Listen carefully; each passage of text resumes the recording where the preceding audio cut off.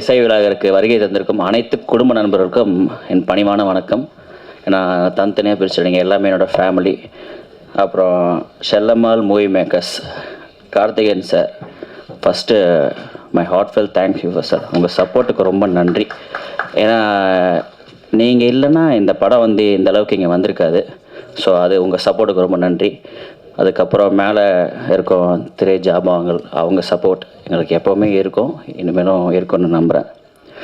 இதை எப்படி ஆரம்பிக்கிறது? ஃபஸ்ட்லேருந்து சொல்ல, யமன் கட்டளை. ஒரு நாள் கம்பெனி வந்து மேனேஜர் ஃபோன் பண்ணிட்டு கதை சொல்லணும்னு கூப்பிட்றாங்க வாங்க அப்படின்னாங்க. சரி ஓகே, போய் பார்த்தா அப்பா அண்ட் சன் அந்த பாண்டே ஃபஸ்ட் எனக்கு பிடிச்சிருந்துச்சி. ஏன்னா எங்கள் அப்பா நானும் வீட்டில் அப்படி தான் இருப்போம். போனோடனே அவர் கதை, அதுக்கப்புறம் இவர் வந்து டைரக்டர் அங்கிள் சுப்பையா அங்கிள் வந்து கதை சொன்னார். எனக்கு அதை பார்த்தோன்னே ஃபஸ்ட்டு பிடிச்சிச்சு. சரி ஓகே, கதை சொன்ன நல்லா இருந்துச்சு, சரி பண்ணலான்னு ஒத்துக்கிட்டு அங்கே தான் என்னோடய நண்பர் அர்ஜுனோட ஃபஸ்ட்டு மீட் பண்ணுறேன். அடுத்த ஒரு பாசிட்டிவ் பர்சன் பார்த்தோன்னே சரி ஓகே படம் பண்ணலாம். ரைட்டு, எத்தனை நாள் ஷூட்டிங்னா 35 நாள். ஓகே, எங்கன்னா லோக்கலில் தான் ஷூட்டிங். போயிட்டு next day shooting first day போயாச்சு. அங்கே போனே யாரை ஃபஸ்ட்டு பூஜையில் சந்திக்கிறேன்னா நம்ம கேமராமேன் சார் கார்த்திக் ராஜா சார். அவரை பார்த்தோன்னே அவர் பேசுகிற ஸ்டைல் எனக்கு ரொம்ப ரொம்ப பிடிக்கும். நான் பார்ப்போண்ணா, சரி நான் பார்த்துருக்கேன், அப்பா கூட எல்லாம் பார்த்துருக்கேன் அப்படின்னா. ஓகே. அவர் என்கிட்ட சொன்ன விஷயம் என்னென்னா, அலையில் ஓய்வதில்லை படத்தில் வந்து கார்த்திக் சார் அப்போ ஒர்க் பண்ணி இந்த அப்பா பையன் காம்பினேஷன் கடைசியில் பார்த்து இப்போ மயில்சாமி பையன் உனக்கு வந்து நான் வந்து கேமரா பண்ண போகிறேன். சரி ஓகே சார், ஓகே வந்து நிறைய விஷயம் சொல்லி கொடுப்பாரு. அவர் என்ன நினச்சிட்டாரு, சரி ஓகே பசங்க நம்ம சொல்கிற பேச்செலாம் கேட்பாங்க அப்படின்னு நினச்சிட்டு வந்து ஃபஸ்ட்டே பேசிட்டே இருந்தார். அவர் கார்த்திக் சார் ரொம்ப பிடிக்கும். அப்புறம் எஜமான் படம் பண்ணேன், அந்த படத்தில் இந்த நடந்துச்சு. அப்புறம் கேப்டன் கூட படம் நினச்சி நிறைய ஷேர் பண்ணிட்டே இருப்பார். ஸோ அது சொன்னார்ல சார், இப்போ யாரோ பேசும்போது சொன்னாங்க இந்த சிங்கிள் டேக் அப்படின்னு அவர் எப்பவுமே ஃபார்மேட் வச்சுப்பார் எப்பவுமே மைண்டில். இங்கே வந்து அது உடஞ்சி போச்சு. வந்து ஒரு நாள் ரெண்டாவது டேக், அப்புறம் 3ஆவது டேக்கு 4ஆவது டேக் மாறிட்டே இருக்குது. டக்குன்னு ஒரு நாள் டென்ஷன் ஆகி அவரே கார்த்திக் சார் மாதிரி, அன்பு அர்ஜுன் இப்போ பாரு டென்ஷன் ஆகிடும் பார்த்துக்கோ அப்படின்னு சொன்னேன். சரி இந்த மாதிரி டென்ஷன் ஆகாதீங்க, பயப்படாதீங்க, நீங்கள் சொல்கிறத நாங்கள் கேட்குறோம் அப்படின்னோடனே சரி பார்த்துக்கோங்க அந்த மாதிரி எல்லாம் நிறையா விஷயம் நிறையா சொல்லி கொடுத்து அழகாக வேலை வாங்குவாங்கன்னு சொல்லுவாங்க தெரியுங்களா, அந்த மாதிரி சூப்பராக எங்களை வந்து சூப்பராக. அதனால் யார் ஒருத்தர் நம்ம சொல்லி கொடுக்குறாங்களோ அதுக்கேற்ற மாதிரி தான் நம்ம கற்றுப்போம். ஸோ அது மாதிரி நல்ல ஒரு டீச்சராக இருந்தார். அதுக்கப்புறம் வந்தால் நம்ம இந்த லெஜெண்ட்ஸ் படத்தில் எல்லாம் நடித்தவங்க சுந்தரராஜன் சார் இருந்தார். அவர் பார்த்தோன்னே அதாவது தினைக்கு காமெடி தான் படத்தில். எங்கள் படத்தோட இல்லை, ஷூட்டிங் ஸ்பாட்லேயே வந்து பயங்கர காமெடி. சுந்தரராஜன் சார் வந்து கீழே நாங்கள் ஒரு நாள் ஷூட்டிங் முடிஞ்சால் அதே ஒரு இன்டோர் ஷூட்டிங் அங்கேயே தங்கிடுவோம். கீழே சப்போஸ் நாங்கள் லேட்டானா கூப்பிடுவார். ஏன்டா நானே கிளம்பி வந்து உட்கா, உங்களுக்கு என்னடா லேட்டு, ஏன்னா அவங்கள ஃபேமிலி மாதிரி சின்ன வயசுலேருந்தே பார்த்துருக்காரு. வந்து கீழே வந்து உட்காந்துட்டு சாங் ஷூட்டிங் போயிட்டுருக்கு. சந்திரிகா அவங்க சாங்கில் பண்ணும்போது சரியாக பார்க்கல எங்களை. அபிநயா மாஸ்டர் வந்து சொல்லிட்டே இருக்காங்க, பாருமா அப்படின்னே சார் வந்து, ஏம்மா அந்த பையனை பிடிக்கலன்னா நீ என்ன பாரு அப்படின்னா. இல்லை சார் அந்த பொண்ணு இல்லை சார் நான் அவரே பார்க்குறேன்னா அது அடுத்த டேக் ஓகே பண்ணிச்சு அந்த பொண்ணு. அந்த மாதிரி அப்புறம் டெல்லி கணேஷ் சார் ஒரு நாள் அவர் கூட நடிச்சதால சத்தியமாக நான் சாவர வரைக்கும் மறக்க மாட்டேன். நான் ரொம்ப மிஸ் பண்ணுறேன் அவரை. என்னாச்சு, ட்ரிங்க் சீன் ஆக்சுவலாக நடிக்கும் போது உட்காந்து பேசிட்டே இருக்கோம். நானும் உங்கள் அப்பாவில் அப்படியே ஜாலியாக இருக்குன்னு சொல்லிட்டு இருந்தார். அப்போ டக்குன்னு ஒருத்தர் வந்தார் கும்பல்லேருந்து. டக்குன்னு சார் நம்ம பையன் சார், டேய் பப்ளிக்கில் அப்படி பேசாதரா அப்படின்னு சொல்லிட்டு அவரே அனுப்பிச்சி விட்டார். அந்த மாதிரி ஒவ்வொரு ஆர்டிஸ்ட் கூட பழகும் போது இல்லைல்ல, ஒவ்வொரு மதன் பாபு சார்ட்டாக இருக்கும், வையாபுரி சாராக இருக்கட்டும், நிறையா பேர் ஆக்சுவலி எங்களுக்கு வந்து அங்கே ஒரு எமோஷ்னல் அந்த சீக்வன்ஸே கிடையாது. எங்களுக்கு ஒரு நாளும் என்ஜாய் பண்ணோம். டான்ஸ் மாஸ்டராக இருக்கட்டும், it was fun actually. So ரொம்ப சந்தோஷமாக இருந்துச்சு. இந்த படத்தை இந்த அளவுக்கு கொண்டு வந்து ஆடியோ லான்ச் வச்சுட்டு நெக்ஸ்ட் மந்த் ரிலீஸ் பண்ணுறாங்க. உங்களோட எல்லாரோட சப்போர்ட் வேணும். சப்போர்ட் இல்லாமல் வந்து எந்த விஷயமும் நடக்காது. லைஃப்லேயும் சரி, சினிமாலேயும் சரி, ப்ரொஃபஷனும் சரி, ஒரு நல்ல ஒரு சப்போர்ட் இருந்தால் தான் எல்லா விஷயமே நல்லபடியாக நடக்கும். ஸோ நீங்கள் எல்லோரும் உங்கள் சப்போர்ட்டில், உங்கள் பிளஸ்ஸிங்ஸ் அந்த விஷயத்தில் இந்த படம் நல்லபடியாக வெளிலேருந்து ஓடணுன்னு தாழ்மையாக கேட்டுக்கொள்ளுங்க. நன்றி, வணக்கம். நன்றி. இல்லை ஒன்றும் இல்லை, ஒரு சின்ன ஒரு ஆக்சிடெண்ட்டு, அதனால் கையில் கொஞ்சம் அடிபட்டுருச்சு. Sir first of all thanks. என்னென்னா இந்த ஃபஸ்ட்டு கமிட் ஆகும்போது அப்பா வந்து படம் பண்ணலாம் அப்படின்னு சொல்லும்போது ஓகே பண்ணலாம்ப்பா அப்படின்னு சொல்லி ஆரம்பித்து பண்ணும்போது நாங்கள் பண்ணுறதோட கார்த்திகேயன் சார் வந்து ஃபஸ்ட்டு இதை இனிஷியேட் எடுத்து நான் பண்ணுறேம்மா இந்த படத்தை அப்படின்னு சொல்லி உள்ளே வந்தார். ஸோ அதுக்கு வந்து ஃபர்ஸ்ட் ஆஃப் ஆல் தேங்க்ஸ். ரெண்டாவது என் ஜூனியர் அர்ஜுன் வந்து எப்படின்னா எனக்கு ஸ்கூல்லேருந்து ஜூனியரு, காலேஜில் ஜூனியரு, எல்லாத்துக்கும் மேலே. அப்புறம் அன்பு எப்படின்னா இது எப்படின்னா ஒரு டீம் மாதிரியே பழகியாச்சு. ஆனால் வந்து படம் வந்து அப்புறம் சந்திரிகா மேடம் இவங்க வந்து எப்படின்னா எல்லாருமே வந்து ரொம்ப க்ளோஸ்டாக பழகி இதெல்லாம் படமாக பண்ணோமா அப்படின்னா தெரில. ஆனால் எல்லாத்துக்கும் மேலே இதோ அண்ணன் மியூசிக் அண்ணன் என்எஸ்கே இது எல்லாத்துக்கும் தாண்டி படம் கண்டிப்பாக ஒரு ரொம்ப நாள் கழித்து ஒரு காமெடி ட்ராமா, இதில் எந்த விதமான டவுட்டும் கிடையாது. இதை சக்ஸஸ் பண்ணுறதுக்கு 200% போராடி இருக்கும். அதுக்கு கார்த்திகேயன் சார் மிகப்பெரிய ஹெல்ப் பண்ணியிருக்கார். Thank you so much sir. Thank you so much. அனைவருக்கும் வணக்கம். ப்ரெஸ் மீடியா நண்பர்களுக்கு வணக்கம். ஏன்னா நீங்கள் தான் எங்களை மக்கள்கிட்ட கொண்டு போய் சேர்க்குறீங்க, அதுக்கு நாங்கள் உங்களுக்கு நன்றி சொல்லிக்கிறோம். இந்த படத்தோட ப்ரொடியூசர் அவருக்கு நான் நன்றி சொல்லிக்கிறேன். எனக்கு வாய்ப்பு கொடுத்துருக்காரு இந்த படத்தில் நடிக்கிறதுக்கு. இந்த மாதிரி என்ன டைரக்டர் ராஜசேகர் சார், அவர் தான் இந்த படத்தில் எனக்கு வாய்ப்பு கொடுத்துருக்காரு. எனக்கு ஸ்டோரி நல்லா எக்ஸ்பிளைன் பண்ணியிருக்காரு. நீ நல்லா பண்ணுன்னு என்கரேஜ் பண்ணியிருக்காரு. அவருக்கு என்னோட தேங்க்ஸ். நல்ல ஸ்கிரிப்டு, இந்த கதை நல்லா இருக்குது. உப்பு தின்னவன் தண்ணி குடிக்கணும், தப்பு பண்ணவன் தண்டனை அனுபவிக்கணுங்கிற அந்த கான்செப்டை வச்சு பண்ணியிருக்காரு. ரொம்ப சூப்பராக பண்ணியிருக்காரு. ஸ்க்ரீன் ப்ளே நல்லா இருக்குது. எனக்கு ரொம்ப பிடிச்ச ஒரு ஸ்கிரிப்டாக இருந்தது. இந்த படத்தில் வாழ்ந்திருக்கேன்னு சொல்லலாம். அந்த அளவுக்கு இதில் இருக்கிறவங்க எல்லாருமே எனக்கு ரொம்ப சப்போர்ட் பண்ணியிருக்காங்க. அப்புறம் கேமராமேன் சார் ஒரு கேமரா நல்லா பண்ணியிருக்காரு, அதில் எங்களை அழகாக காமிச்சிருக்காரு, அதுக்கு தேங்க்யூ சார். அப்புறம் இந்த படத்தில் நிறைய லெஜண்ட் ஆர்டிஸ்டெல்லாம் நடிச்சிருக்காங்க. அவங்க கூட எப்படி ஒர்க் பண்ண போகிறோம் அப்படின்னு ரொம்ப பயந்துட்டு இருந்தேன். பட் அவங்க எல்லாருமே ரொம்ப கூலாக, அவங்க வீட்டில் ஒரு பொண்ணு மாதிரி என்னை நினச்சி எங்கூட ரொம்ப கேஷுவலாக பழகினாங்க. எங்கூட எனக்கு நல்லா சப்போர்ட் பண்ணாங்க. ஸோ அவங்களுக்கும் தேங்க்ஸ். அர்ஜுன் அண்ணா எனக்கு நிறைய சஜஷன் கொடுத்துருக்காரு. தேங்க்யூ அண்ணா. அப்புறம் அன்பு மயில்சாமி இவ்வளோ ஹீரோவாக பண்ணியிருக்காரு. அவரோட ஸ்டைலான அந்த டான்ஸ் எனக்கு ரொம்ப பிடிக்கும். நல்லா டான்ஸ் பண்ணியிருக்காரு, நல்லா நடிச்சிருக்காரு. தேங்க்யூ அன்பு. அப்புறம் படக்குழுவினர் எல்லாத்துக்கும் என்னோட நன்றியை தெரிவிச்சுக்கிறேன். நன்றி, வணக்கம். மேடையில் அமர்ந்திருக்கும் அண்ணன்லேருந்து ஆரம்பித்து எல்லாமே அண்ணன் தான். கலைப்புலி அண்ணன்லேருந்து, சேகரன்லேருந்து, மாஸ்டர்லேருந்து, சவுந்தரண்ணன்லேருந்து, எங்கள் அண்ணன் பிஆர்ஓ விஜயமுரளி அண்ணன்லேருந்து மேடையில் அமர்ந்திருக்கும் அனைவருக்கும் எனது இனிய காலை வணக்கம். இசையமைப்பாளர் ரொம்ப அழகாக நீட்டாக ரொம்ப நல்லா சாங் போட்டிருந்தீங்க. யதார்த்தமான வரிகள் எல்லாமே யதார்த்தமாக இருந்தது. நீங்கள் ஏன் இங்கே பேசலைன்னா உங்களுக்கு வாசிக்க மட்டும்தான் தெரியும். உங்கள் டியூனுக்கு அடுத்தவங்க தான் எழுதுவாங்க, அடுத்தவங்க தான் பேசுவாங்க, அடுத்தவங்க தான் பாடுவாங்க. அதனால் மூச்சை அடைச்சி நீங்கள் மற்றவங்க பேசிட்டு நம்மளை பற்றி அப்படின்னு விழா நாயகனாக ஓரமாக போய் உட்காந்துருக்கீங்க. அது மட்டும் இல்லை, உங்களுக்கு என்ன இருக்குங்கிறது எனக்கு கண்டுபிடிக்க முடிஞ்சது. ஏன்னா டைரக்டரோட அப்பாவும் நீங்களே எந்த அளவுக்கு பழகியிருப்பீங்க அப்படிங்கிறது உங்கள் முகத்தில், உங்கள் பாவனையிலே தெரிய முடிஞ்சது. அது உங்களுக்கு மட்டும் இல்லை, எல்லாருக்குமே.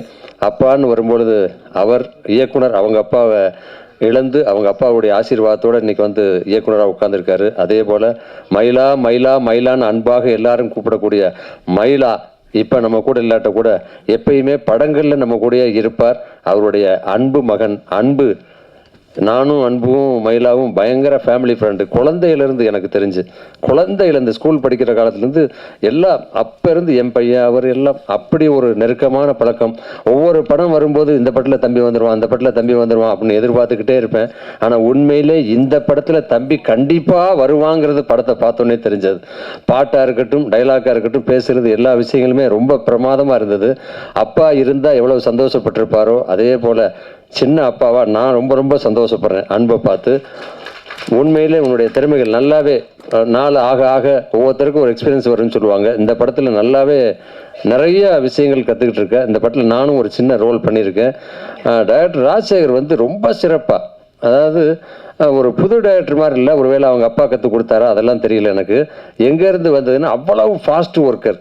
சின்ன சின்ன விஷயங்கள்லாம் கூட டப்புன்னு முடிச்சு 2 ஹவர் 3 ஹவர். இன்னைக்கு ஒரு நாள் டேட் வாங்கினா திடீர்னு பார்த்தா ஒரு 11 மணிக்கெலாம் சார் நீங்கள் கிளம்பலாம் அப்படின்றவார். அந்த அளவுக்கு ரொம்ப ஃபாஸ்ட்டாக எடுத்து முடிச்சாரு. அது மட்டும் இல்லாமல் எத்தனை கலைஞர்கள் இப்போ நம்ம கூட இல்லை அப்படிங்கிறது திரையில் பார்க்கும்போதே தெரிஞ்சது. இவங்க எல்லாருமே அத்தனை பேர் கூடயும் பல படங்கள் நடிச்சிருந்தா கூட இந்த படத்திலே இணைந்து பணியாற்றுறது மிகப்பெரிய சந்தோஷமான விஷயம். அவங்க இல்லாட்ட கூட அவங்களுடைய ஆசீர்வாதம். ஏன்னா அவங்க எல்லாம் கலைக்காகவே பிறந்தவங்க, கலைக்காகவே வாழ்ந்தவங்க, கலை சேவை புரிஞ்சவங்க. அவங்க எல்லாருடைய ஆசீர்வாதத்தில் இந்த படம் வெற்றியடைய எனது மனமார்ந்த வாழ்த்துக்கள். அது மட்டுமில்ல, தயாரிப்பாளர் கார்த்திகேயன் அவர்கள் வந்து என்னுடைய நண்பர், காந்தி வேர்ல்டு ஃபவுண்டேஷனுடைய எம்எல் ராஜேஷ். அவர் வந்து நான் விருது கொடுக்கும்போது நான் நினச்சேன், அவரை கூப்பிட்டாங்க, விருது கொடுத்தாங்க. இது வரைக்கும் என்ன, அவர் ராஜேஷ் தானே எல்லாருக்கும் விருது கொடுப்பார். மாஸ்டர் கூட சொன்னார், ஜாகுவார் தங்க மாஸ்டர் அண்ணன் வந்திருக்கார், அவர் தானே எல்லாருக்கும் விருது கொடுப்பாரு. இப்போ என்ன இவருக்கு நம்ம விருது கொடுக்குறோம் அப்படின்னு சொல்லிட்டு தான் ஓடி வந்து மாஸ்டர் நான் நிற்கிறேன் அப்படின்னு சொல்லி சந்தோஷம் பண்ணார். அந்த அளவுக்கு நிறைய சமூக சேவைகள் பண்ணக்கூடியவங்க, நிறைய நல்ல அன்புள்ளம் கொண்டவங்க எல்லாருமே வாழ்த்துறதுக்கு வந்திருக்கீங்க. உங்களுடைய வாழ்த்துக்களோட ப்ரொடியூசர் முதலாக இந்த படத்தை தயாரிச்சிருக்காரு கார்த்திகேயன் சார் அவர்கள். அவர் வந்து ஸ்கூல் வச்சு நடத்தினா கூட நிறைய பிள்ளைகளுக்கு பாடம் சொல்லி கொடுத்துருப்பார். ஆனால் இந்த படத்துக்கு அவருக்கு வந்து ஒரு சிறந்த படமாக அமைஞ்சு உண்மையிலே அடுத்து ஒரு நல்ல ஒரு ப்ரொடியூசராக அவர் அமையணும். இயக்குனரும் இது மட்டும் இல்லாமல் இன்னும் பல படங்கள் பண்ணுறதா அர்ஜுன் சொன்னார். அர்ஜுன் வந்து எல்லாம் சொல்லுவாங்க பார்க்கறதுக்கு தான் இப்படி இருக்காரு, ஆனால் அது ஒரு குழந்தை.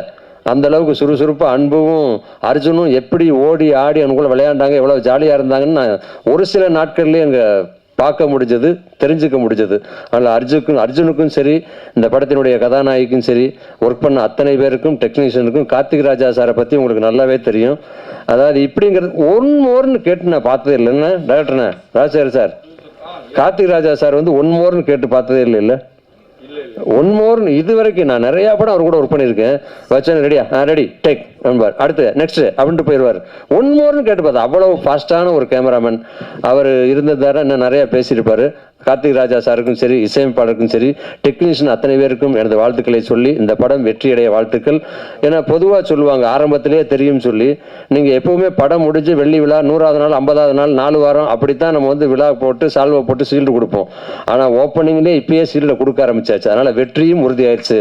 இந்த படம் வெற்றியடைய எனது மனமார்ந்த வாழ்த்துக்கள். நன்றி, வணக்கம். எல்லாருக்கும் வணக்கம். இந்த யமன் கட்டளை இந்த படம் ஆரம்பித்ததே வந்து எப்படின்னா, டைரக்டர் என்னோட காலேஜ் சீனியர், ஒரே பஸ் ரூட்டு. ஸோ அதுலேருந்தே எங்களோட பயணம் ஆரம்பிச்சிருச்சு.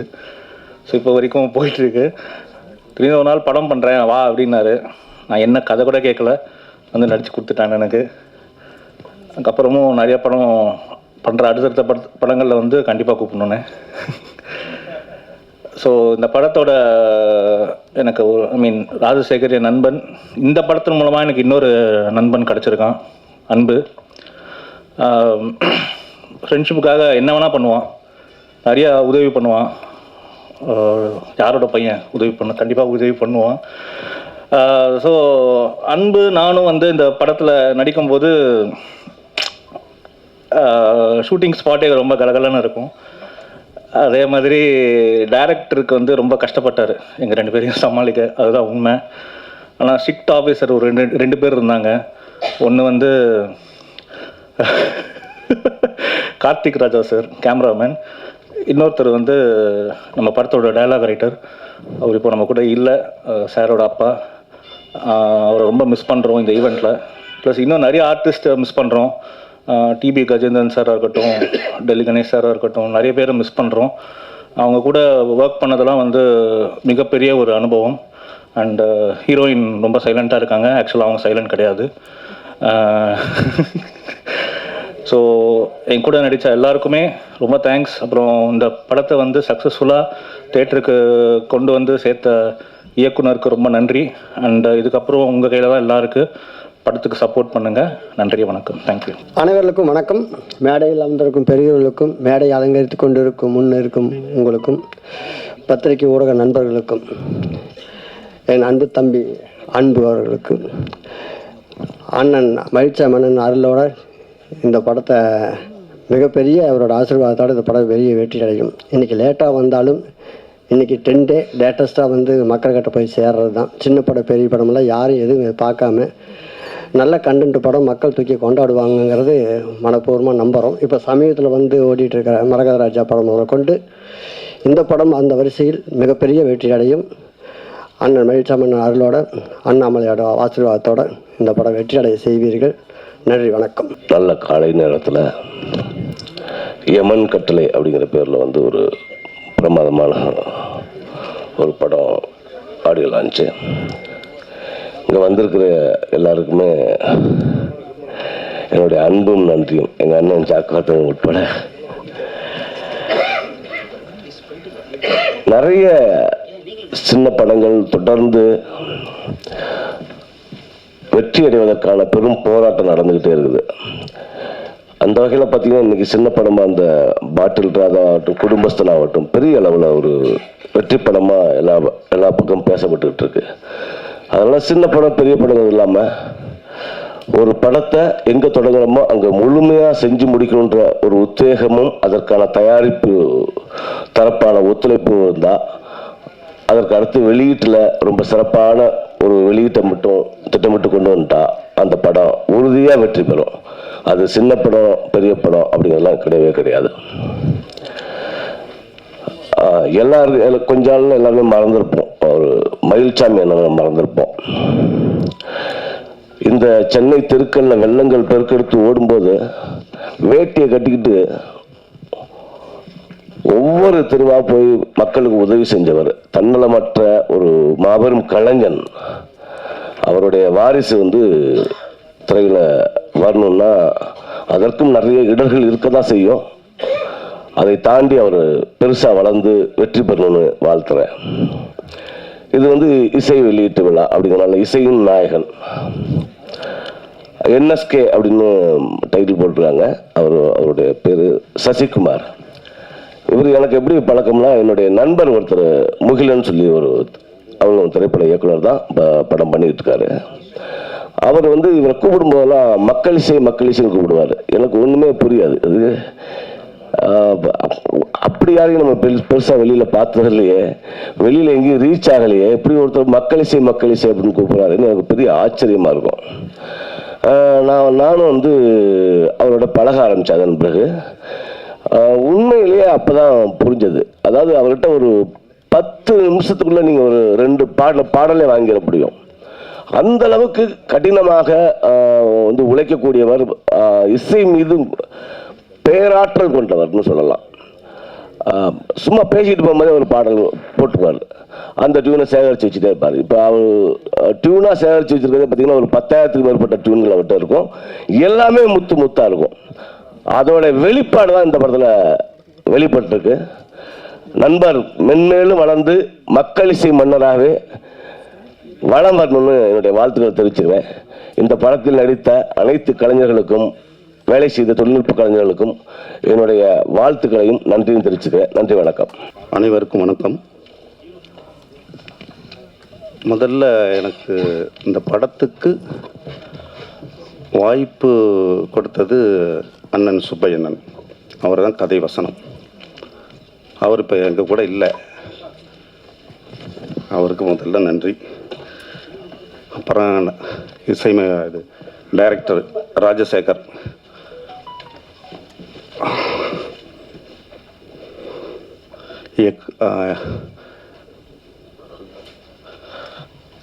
அனைவருக்கும் நன்றி.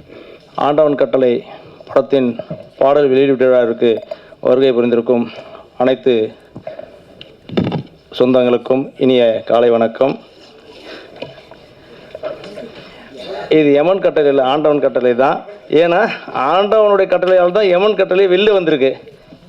பல ஆயிரம் படங்கள் வெளியிடப்படாமல் முடங்கி இருக்கிறது. ஆனால் யமன் கட்டளை என்ற படம் வந்து ஆண்டவன் கட்டளை மூலமாக இன்றைக்கு சிறப்பாக நம் முன்னால் இதை வெளியிடுவதற்கான வாய்ப்பை உருவாக்கி தந்த அனைத்து சினிமா துறையில் உள்ள அனைத்து உறவுகளுக்கும் பட தயாரிப்பாளரின் நண்பர் என்கின்ற முறையில் நான் நன்றியை தெரிவித்துக் கொள்கிறேன். ஏனால் இந்த சினிமா துறை சிறந்து விளங்க வேண்டும் என்றால் அவரை போன்ற தயாரிப்பாளர்கள் பலர் முன்வர வேண்டும். சிறிய படங்கள் வெற்றி அடைய வேண்டும்.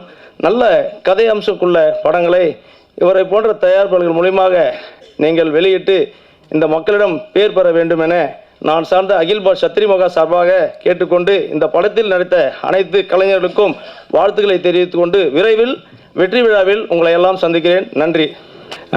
இந்த படைப்பை வந்து அவர் உருவாக்குறதுக்கு பல முயற்சிகளை வந்து மேற்கொண்டிருப்பது நாங்கள் அறியும் பொழுது ஒரு ப்ரொடியூசருக்கு எவ்வளோ பெரிய சவால்கள் இருக்குது ஒரு திரைத்துறையில். நம்ம ஒரு படைப்பை வந்து நம்ம வந்து ரொம்ப அசால்ட்டாக பார்க்குறோம். ஒரு படைப்பு வெளியில் வர்றதுக்குள்ள அந்த படைப்பை வந்து கொண்டு வர்றதுக்கான முயற்சிகள் என்பது மிகப்பெரியது. அதுவும் வந்து அவர் வந்து சென்னையை சேர்ந்தவர் அல்ல, அவர் வேறொரு மாவட்டத்தை தஞ்சாவூர் மாவட்டத்தை சேர்ந்தவர். அங்கிருந்து கொண்டு இந்த படத்தை இன்றைக்கு வெளிக்கொண்டு வருவதற்கான முயற்சிகளை எல்லாம் மிக சிறப்பாக எடுத்து முடித்து இன்றைக்கு அது வெளியில் வரக்கூடிய ஒரு நிலையில் உங்கள் அனைவரையும் நாங்கள் சந்தித்து கொண்டிருக்கிறோம். ஏற்கனவே நம்மளுடைய இன்னொரு சிறப்பு விருந்தினர் சொன்ன மாதிரி வெற்றி விழாவில் இந்த நிகழ்ச்சியை பற்றியும் இந்த படைப்பை பற்றியும் நாம் அனைவரும் மீண்டும் நாம் பேச வேண்டும். அதற்கான ஒரு நல்ல சந்தர்ப்பத்தை இறைவன் உருவாக்கி தர வேண்டும். வந்த அனைத்து நல் உள்ளங்களுக்கும் சிறப்பு விருந்தினர்களுக்கும் வந்திருக்கக்கூடிய அனைத்து ஊடக நண்பர்களுக்கும் இந்த நிறுவனத்தின் சார்பாக என்னுடைய மனமார்ந்த நன்றியை தெரிவித்துக் கொள்கிறேன். நன்றி, வணக்கம். அனைவருக்கும் வணக்கம். மேடையில் அமர்ந்திருக்க ஆன்றோர் மற்றும் சான்றோர் அனைவருக்கும், பத்திரிகை ஊடகங்கள் அனைத்து நண்பர்களுக்கும் எனது முதற்கண் வணக்கத்தை தெரிவித்துக் கொள்கிறேன். மற்றும் இந்த அவார்டு வாங்குறதுக்கு காத்திருக்கும் அனைத்து உள்ளங்களுக்கும் எனது வணக்கத்தை தெரிவித்துக் கொள்கிறேன். ஃபஸ்ட்டு சிறப்பு விருந்தினர் அனைவருக்கும் எனது நன்றியை இந்த தருணத்தில் தெரிவித்துக் கொள்கிறேன். இந்த படம் பார்த்தீங்கன்னாக்க முழுக்க நீங்கள் வந்து உட்காந்து பார்த்தீங்கன்னா அந்த 2 மணி நேரம் ஃபுல்லாக காமெடியாகவே என்ஜாய் பண்ணலாம். அந்த அளவுக்கு ஃபுல்லாக காமெடி, ரொம்ப சிறப்பாகவே ஹீரோ ஹீரோயின் நண்பர்கள் எல்லாருமே அந்த படத்தில் பார்த்திங்கன்னா அத்தனை ஆர்டிஸ்ட்டுமே ரொம்ப சிறப்பாக நடிச்சிருக்காங்க. நீங்கள் அனைவரும் இந்த படத்தை பார்த்து ஒத்துழைப்பு தருமாறு கேட்டுக்கொள்கிறேன். பத்திரிகை நண்பர்கள் இதை வந்து மக்கள்கிட்ட கொண்டு போகணும் இந்த தருணத்தில் தெரிவித்துக் கொள்கிறேன். அனைத்து டெக்னீஷியனுக்கும் ரொம்ப நன்றியை தெரிவித்துக் கொள்கிறேன். நன்றி, வணக்கம். திரையுலகைச் சேர்ந்த பெரியவர்களுக்கும் இந்த திரைப்பட குழுவினருக்கும் என்னுடைய வணக்கத்தை தெரிவித்துக் கொள்கிறேன். இங்கு வந்திருக்கும் ஊடக நண்பர்களுக்கும் எனது வணக்கத்தை தெரிவித்துக் கொள்கிறேன். எனக்கு ஆக்சுவலி இவர் மியூசிக் டைரக்டர் என்னுடைய நண்பர்.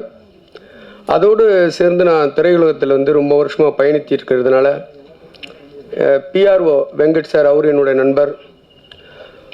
அவர் கிட்டத்தட்ட அந்த இசையமைப்பாளர் என்எஸ்கே எனக்கு கிட்டத்தட்ட 25 வருடமாக தெரியும். அப்பையிலேருந்தே மியூசிக் பண்ணணும்னு சொல்லிட்டு முயற்சி பண்ணிகிட்டு இருப்பார்.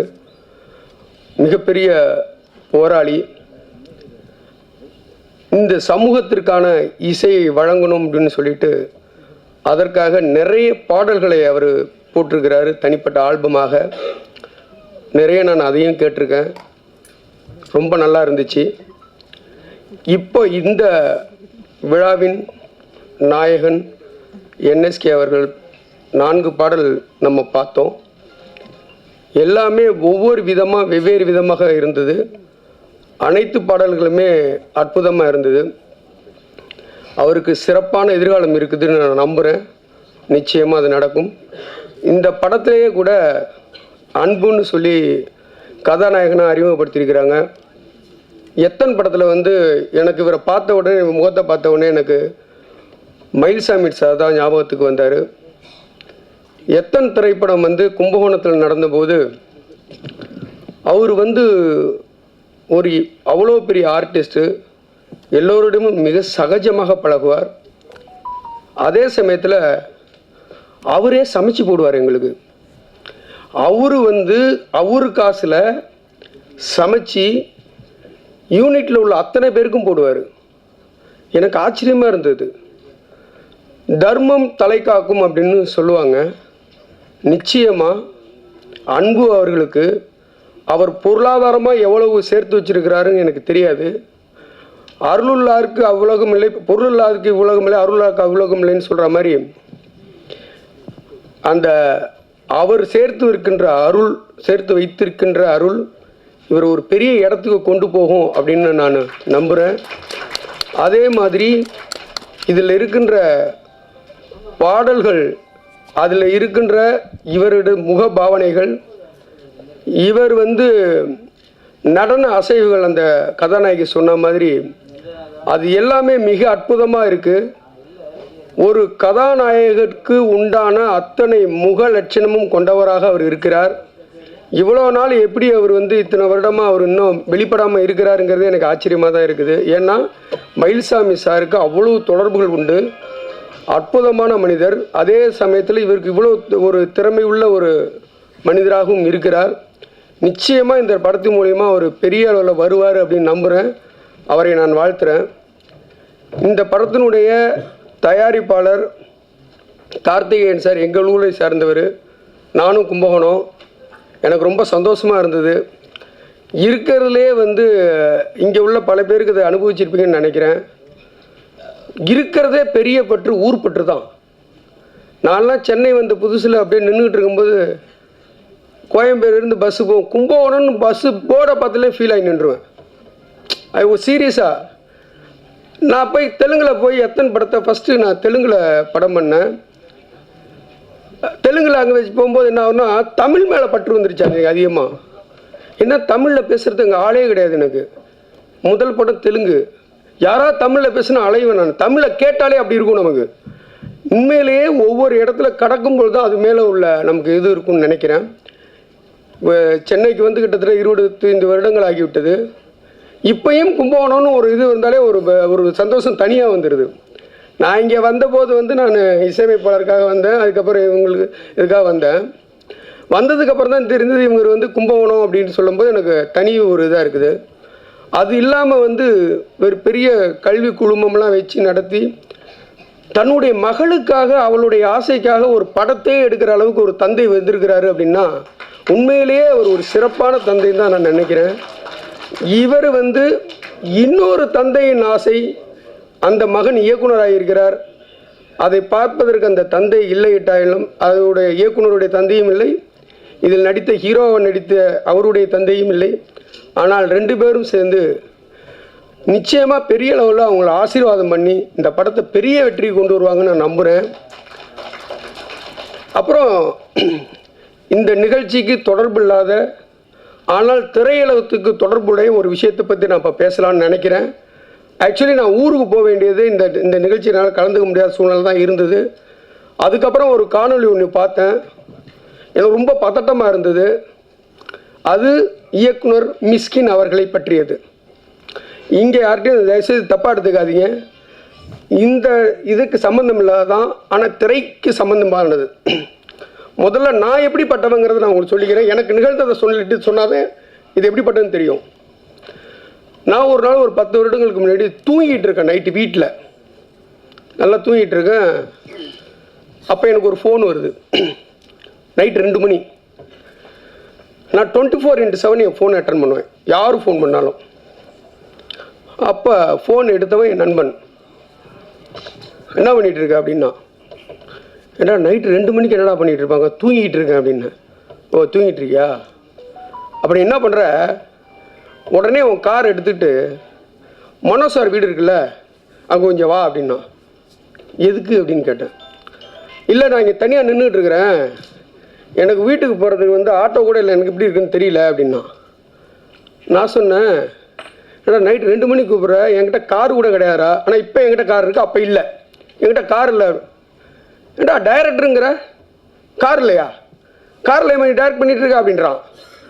அது முடிஞ்சு போச்சு. அதுக்கப்புறம் 1/2 மணி நேரம் கொண்டு எடுத்தான். அவன் எந்த நிலையில் கொண்டு எடுத்தாங்கிறத அப்புறம் தான் நான் பார்த்தேன், அவன் உணர்ந்தேன். சரி, அதுக்கப்புறம் 1 மாதம் கழிச்சு இன்னொரு நண்பன் ஃபோன் பண்ணுறான். காலையில் 7 மணிக்கு பல்லு விளக்கிட்டு இருக்கேன். இவரை மாதிரி ஒரு இசையமைப்பாளர் புதுசாக பாட்டு போட்டால் எனக்கு ஃபோன் பண்ணி பாடியெல்லாம் காட்டுவார். அவர் பேர் தவுமணி. அவர் இப்போ இங்கே உள்ள ஊரில் தான் இருக்கார். 7 மணிக்கு ஃபோன் அடிக்கிறாப்புல. அவர் ஃபோன் வந்தாலும் கொஞ்சம் பயமாகவும் இருக்கும். எடுத்த உடனே நம்ம என்ன சூழ்நிலை இருக்கான்னு தெரியாமல் பாட ஆரம்பிச்சிருவாப்புல. நம்ம என்னடா இது என்ன எடுக்கிறதா வேணாம் அந்த ஃபோனை, சரி எடுத்து பார்ப்போம்னு சொல்லிட்டு எடுத்து காதில் வச்சேன். அப்போ பல்லு விளக்கிட்டு இருக்கேன். ஹலோ அப்படின்னா, என்ன பண்ணிகிட்டு இருக்க, பல்லு விளக்கிட்டு இருக்கேன். சரி சரி ஒரு பாட்டு வைக்கிறேன் கேளு. டேய் நான் பல்லு விளக்கிட்டு இருக்கேன்டா, காது ஃப்ரீயாக தானே இருக்கு, வாயில் தானே பல்லு விளக்குறாங்கிறான். டேய் என்னடா இது, இத்தனைக்கு நான் எவ்வளோ சொல்லி கேட்காம பாடி தாங்க முடித்தான். அது முடிஞ்சு போச்சு. அதுக்கப்புறம் இப்போது இந்த மாதிரி நண்பர்கள் உள்ளவன் நான். கும்பகோணத்தில் எத்தனை ஷூட்டிங் நடந்துகிட்ருக்கு.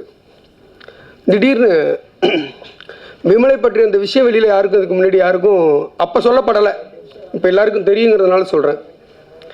ஒரு நாள் விமல் வந்து என்கிட்ட கல்யாணம், ஒருத்தர் கல்யாணம், ரிஜிஸ்டர் ஆஃபீஸுக்கு போகணும், எனக்கு கொஞ்சம் பர்மிஷன் வேணும்னு என்கிட்ட கேட்டாப்புல.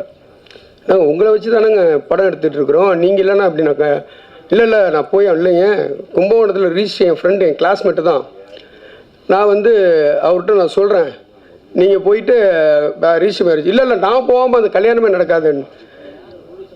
பொண்ணு யார் அப்படின்னா, பொண்ணு வந்து என் ஃப்ரெண்டு போய் ஆகணுன்றாப்புல. அப்புறம் தான் தெரியுது அவருக்கு தான் கல்யாணங்கிறத. அப்புறமா போயிட்டு சாமிமலையில் கல்யாணம் பண்ணிட்டாங்க. அடுத்த நாள் ஊர்காரன் ஒருத்தர் இருக்கான், உனக்கு தெரியுமா சாமிமலையில் ஒரு ஷூட்டிங் நடக்குதுங்கிறான். அவன் சாமிமலையில் என்ன ஷூட்டிங்னா விமல் கல்யாணம் பண்ணுற மாதிரி ஒரு ஷூட்டிங் எடுத்தாங்கங்கிறான் ஊரில். இப்போ இங்கு வருகை புரிந்திருக்கும் முன்னாள் எம்எல்ஏ திரு விஎன் விருகம்பாக்கம் முன்னாள் எம்எல்ஏ திரு விருகை ரவி அவர்களை வருக என வரவேற்கிறோம். இப்போ விஷயத்துக்கு வர, இப்படிப்பட்ட நண்பர்களை கொண்டவர்கள் தான் நான். இப்போ சமீபத்தில் ஒரு வாரத்துக்கு முன்னாடி ஒரு முக்கியமான மீட்டிங்கில் பேசிகிட்டு இருக்கேன், ஊரில் இருந்து ஃபோன் அடிச்சிட்டான். என்னடான்னு ஃபோன் எடுத்து பார்த்தா திருப்பி அடிச்சுக்கிட்டே இருக்கிறான். வெளியில் போனால் கண்ணா பண்ணான்னு திட்டுறான். என்னடா திட்டுறான்னா, ஏடா இளையராஜா எவ்வளோ பெரிய ஆள், அவரை ஒருத்தர் ஏட்டி பூட்டி பேசுகிறாரு, நீங்களாம் என்ன பண்ணிட்டு இருக்கீங்கன்னு கேட்குறான். என்ன ஏண்டா பேசுனது மிஸ்கின்னு, நான் என்னடா பண்ணேன் அப்படின்னு. நீ சினிமாவில் தானே இருக்க, சினிமாவில் இருந்தா இப்போ என்ன பிரச்சனை இங்கே நடந்துட்டு இருக்குன்னா, மிஸ்கின் என்கின்ற ஒரு இயக்குனர், நானும் திரைப்பட இயக்குனர், ஒருத்தர் வந்து மரியாதை குறைவாக ஒரு இடத்துல ஒரு இதே மாதிரி விருந்தினராக வந்துட்டு வாயில் வந்தபடி நீங்கள் பேசிட்டு போனீங்கன்னா, அடுத்து இன்ற சமூகத்தில் சினிமாவில் உள்ளவங்க பேர்லேயே ஒரு தப்பான ஒரு மரியாதை இருக்கிற மாதிரி இருக்குது. அவன் கண்ணாமண்ணான்னு திட்டான். அவன் என்ன நிலையில் இருந்தான்னு தெரியல. அவர் ஃபோன் நம்பரை கொடுங்குறான். எனக்கு அவர் ஃபோன் நம்பர் இங்கே தெரியாது. இல்லைடா அப்படிங்கிறேன். இல்லை நீ இதை கண்டிப்பாக நீ பேசி ஆகணும் நீங்கள் அப்படின்றான். இதெல்லாம் என்ன இது அப்படின்னா, அப்புறம் எனக்கு என்னென்னா மிஸ்கனுக்கு எனக்கு எந்த தொடர்பும் கிடையாது. அவர் ஒரு இயக்குனர். இப்போ சமீபத்தில் எங்கள் பாலாண்ணனுடைய 25வது வருட இதுக்கு கூப்பிட்டு அழைத்திருந்தாங்க, நான் போயிருந்தேன். அப்போ எனக்கு ராம் அறிமுகப்படுத்தி வச்சாப்புல. அப்படி அந்த அளவில் தான் ஒரு தடவை தான் மீட் பண்ணியிருக்கேன். எனக்கு என்னன்னு கேட்டிங்கன்னா, மிஸ்கின் வந்து ஒரு இடத்துல வந்து பேசிட்டு போகிறாரு. அந்த ஸ்டேஜில் வந்து திரு அமீர் இருக்கிறாரு, வெற்றிமாறன் இருக்காரு, லிங்குசாமி இருக்கிறாரு. இப்போ சில பேர் இருக்கிறாங்க, லிங்குசாமி எந்திரிச்சு போயிடுறாரு. இப்போ என்ன ஆக்குறாங்கன்னா, மீடியாக்கள் என்ன நடக்குதுன்னா, யாராக இருந்தாலும் அப்படி தான் புரிஞ்சுக்குவோம். இவர் பேசுகிறார், நகைச்சுவையும் பேசுகிறாரு, நகைச்சுவை நிறைய பேசினார் அவர், அதுக்கு அவங்க சிரிக்கிறாங்க. ஆனால் அது என்னவா சென்றடைஞ்சிருக்குது அப்படின்னா, இவர் பேசுகின்ற ஆபாசமான விஷயங்களுக்கு அவர்கள் வந்து சிரித்தா மாதிரி ஒரு கட்டமைப்பு உருவாயிடுச்சு உண்மையிலேயே. அதுக்கு விளக்கம் வந்து அமீர் நேர்த்திக்கு ஒரு நேர்காணலில் கொடுத்துட்ருக்கிறாரு. எங்களுக்கு சீரியஸாகவே வெற்றிமாறன் நானும் எந்திரிச்சு போயிடலான்னு பேசிகிட்டு இருந்தோம். இப்போ காணொலியில் வந்துருக்குது, நேற்று இன்டர்வியூ பார்த்தேன். நாங்கள் எந்திரிச்சு போகிறதா இருந்தோம். ஆனால் ஏற்கனவே லிங்குசாமி எந்திரிச்சு போயிட்டாரு. இப்போ நம்மளும் எந்திரிச்சு போனோன்னா பாய்காட் பண்ணிட்டாங்க, ஆடியோ லான்ச்சில் அவங்களுக்கு ரொம்ப பிரச்சனையாகிடுச்சு, எந்திரிச்சு போயிட்டாங்கங்கிற மாதிரி ஒரு இது தப்பான ஒரு இது வந்துடும். அதனால் இருந்துட்டு போயிடுவோன்னு சொல்கிறாங்க. அப்போது இங்கே தவறாக பேசுவது மிஸ்கின். வழியாருனா உட்காந்து வேடிக்கை பார்த்தவங்களாம் பிரச்சனை அனுபவிக்கிறாங்க. ஒவ்வொரு இடத்துல போய் சொல்ல முடியுமா வெற்றிமாறலாம்? ஆனால் உண்மையிலேயே நான் பாலுமகேந்திரா சார் உதவியாளர், வெற்றிமாறனும் நானும் ஒன்றா பணிபுரிஞ்சிருக்கோம். வெற்றிமாறன்கிறவர் எப்படிப்பட்டவர், எவ்வளவு புத்தகங்கள் படித்தவர், எவ்வளோ படித்த ஆளுங்கிறது பக்கத்தில் இருந்த எனக்கு நல்லா தெரியும். மிஸ்கின் என்கின்ற நபர் எத்தனை புத்தகங்கள் படித்தாருங்கிறது நமக்கு தெரியாது.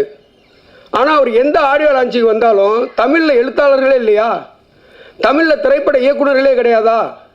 சரி, நீங்கள் ரசிச்சுட்டு போங்க. நீங்கள் வீட்டிலேருந்து கிளம்பும் போதே ஒரு முடிவோடு கிளம்புறீங்க. என்னன்னா, இன்னைக்கு யாரை போய் திட்டலாம். இப்போ இது இன்னொரு அசௌகரியம் இருக்குது. ஸ்டேஜில் வந்து இவரை விட சின்ன வயசு பசங்களாக இருந்துட்டாங்கன்னா அவனுக்கு சந்தோஷப்படுறாங்க, தம்பின்னு கூப்பிட்டா. நார்மலாக அப்படி திரும்பினாலே இவரோட வயசு அதிகமாக இருந்தால் பயப்படுறாங்க, ஐயோ இவன் நம்மளை வாடா போடான்னு கூப்பிட்றான் அந்த ஆளுன்ட்டு. உண்மையிலே நடக்குது.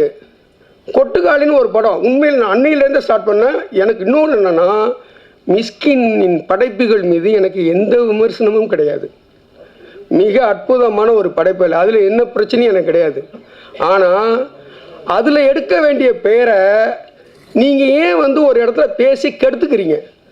நீங்கள் கெடுக்கிறது இல்லாமல் நீங்கள் உட்காந்துருக்கிறத பக்கத்து சீட்டுக்காரர்களாம் ஏன் பிரச்சனையை உண்டு பண்ணுறீங்க? நீங்கள் இதுக்கப்புறம் இப்போ பத்திரிக்கையாளர்களை கொதிச்சு எழுதுறாங்க. உண்மையிலே நாகருங்கிறது, இப்போ நானே இங்கே பேசினா கூட சில சமயங்கள் நாகருங்கிறது நீங்கள் வந்து வெளியில் வந்து பேசுவீங்க. இது ஒரு நாகரிகத்தை நீங்கள் கடைப்பிடிக்கிறீங்க. ஆனால் அதற்காக நான் பேசுகிற எல்லா வார்த்தைகளுக்கும் உங்களுக்கு சம்மதமாக இருக்குன்னு நான் நினச்சேன்னா, நான் என்னை விட ஒரு முட்டாள் வேறு யாருமே கிடையாது. இப்போது இன்னொன்று சொல்கிறேன், உலகத்தில் உள்ள எல்லா புத்தகத்தையும் படித்து நான் அன்பை போதிச்சுன்னு லாஸ்ட்டாக பேசுகிறேன். திருக்குறள் படிச்சிருக்கியா நீ? திருக்குறள்னு ஒன்று தமிழ்நாட்டில் இங்கே இருக்கிற இந்திய பிரதமரே திருக்குறளின் பெருமையை பற்றி வெளிநாடுகளில் பேசுகிறாரு. இங்கே இருக்கிற ஒவ்வொருத்தவங்களும் தமிழ்நாட்டின் கௌரவமாக இருக்குது, திருக்குறளாக இருக்குது. அதில் ஒருத்தர் தான் இசைஞானி இளையராஜா.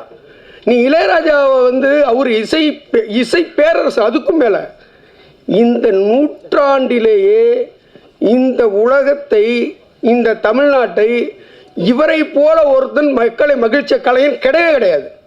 இன்னும் சொல்ல போனால் இசைஞானி ஒருத்தர் பிறக்கும் போது தாலாட்டு சாவர வரைக்கும். இன்னொன்று, நீங்கள் உங்களை மாதிரி ஆட்கள் வந்து பிபி ஏற்றுற மாதிரி ஏதாவது பேசிட்டு போகிறீங்க. அவர் ஒரு டாக்டரு, அவ்வளோ விஷயங்கள் அவர் வந்து இன்றைக்கி வந்து அவர் இல்லைன்னா நிறைய சேனல் கிடையாது, எஃப்எம் கிடையாது. அவ்வளோ பெரிய மனிதன்.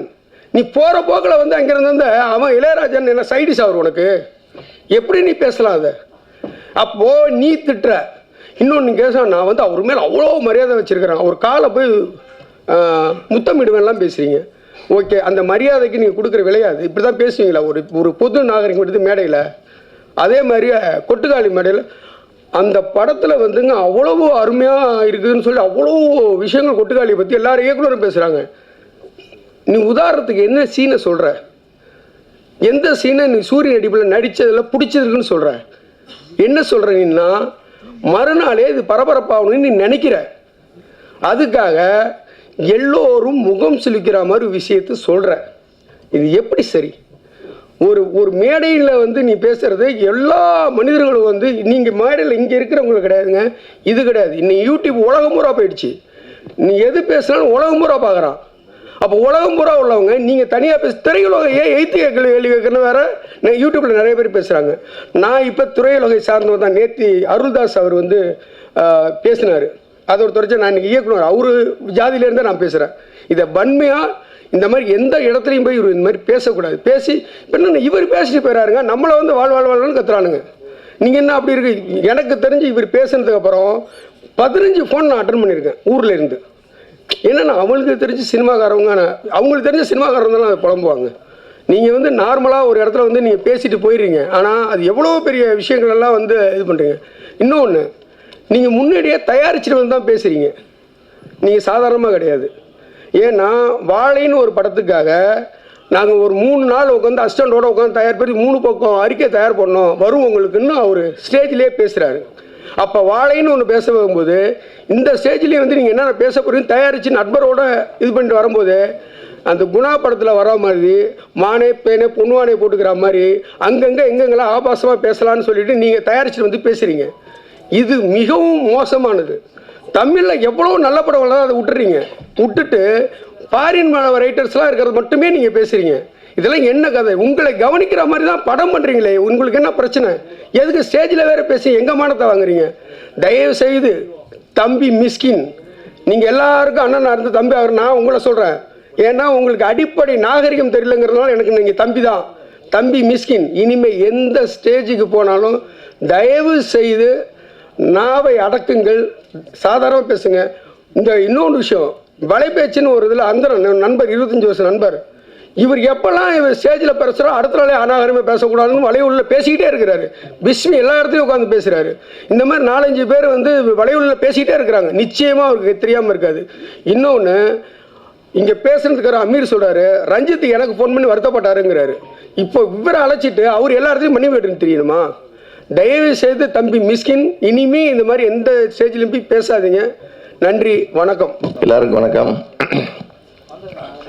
பத்திரிகையாளர்களே, தொலைக்காட்சி தோழர்களே, இணையதள நண்பர்களே, புகைப்பட கலைஞர்களே, உங்கள் அனைவருக்கும் என் காலை வணக்கத்தை, அதை மதிய வணக்கத்தை தெரிவித்துக் கொள்கிறேன். ஏன்னா 12 மணி ஆயிடுச்சு.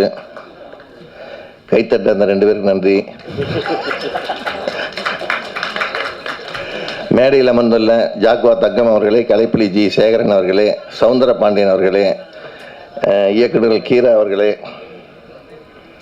அப்புறம் சுரேஷ் அவர்களே, வையாபுரி அவர்களே, கொட்டாச்சி அவர்களே, அர்ஜுனன் அவர்களே, கதாநாயகன் அன்பு அவர்களே, கதாநாயகி சந்திரிகா அவர்களே, உங்கள் அனைவருக்கும் எனது காலை வணக்கத்தை தெரிவித்துக் கொள்கிறேன். இந்த யமன் கட்டளை படம் வந்து இந்த தயாரிப்பாளர் ஏற்கனவே ஒரு படம் பண்ணார். இப்போ ஏற்கனவே சொன்னாங்க உங்களுக்கு, பொண்ணுக்காக வேண்டி அந்த படம் பண்ணி நல்ல ஒரு பிரமாதமாக அந்த படம் ஓடுமா ஓடாதா, வசூல் வருமா வராதான்னு தெரியாமல் அதுக்கு இன்வெஸ்ட் பண்ணார். முதல்ல அந்த இதுக்கே அவர் கைத்தட்டி பாராட்டு தெரிவிக்கலாம். ஏன்னா திறமைசாலிகளை கண்டுபிடிச்சு கொண்டு வந்து படம் பண்ணுறாரு அவர். அதனால் அவருக்கு வந்து இந்த திரை உலகம் இருகை குவித்து சிறப்பு தாழ்த்தி வரவேற்கிறதுன்னு சொல்லிடலாம். நீங்கள் இப்போ படம் எடுத்துட்டீங்க. இப்போ ஒரு டிஸ்ட்ரிபியூட்டர் சங்க தலைவர் கலைப்புலி சேகர் வந்திருக்கிறாரு. அதே மாதிரி விருகை தொகுதி முன்னாள் எம்எல்ஏ வந்திருக்கிறாங்க இங்கே. ஸோ உங்களுக்கு எல்லாமே நிறைய மாரல் சப்போர்ட் இருக்குது. இந்த படங்களை கரெக்டாக மக்கள்கிட்ட கொண்டு போய் சேர்க்கறதுக்கு நீங்கள் இருக்கீங்க. நீங்கள் பெரிய படங்களுக்கு மட்டும் பெருசாக கொண்டு போகாமல் இந்த மாதிரி சின்ன படங்களை கொண்டு போனீங்கன்னா தான் சினிமா ஆரோக்கியமாக இருக்கும். ஏன்னா பெரிய வருஷத்தில் 250 படம் வருது தமிழ் சினிமாவில்.